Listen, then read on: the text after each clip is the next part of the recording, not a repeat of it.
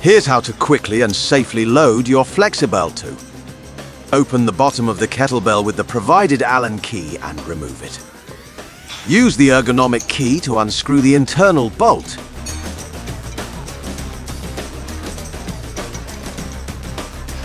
Remove the available weights and insert the desired weights. Screw the bolt back in.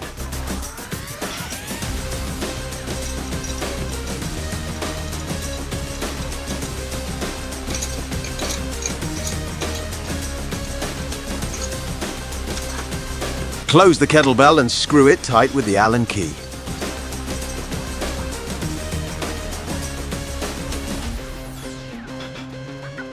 There you go, you're ready to work out.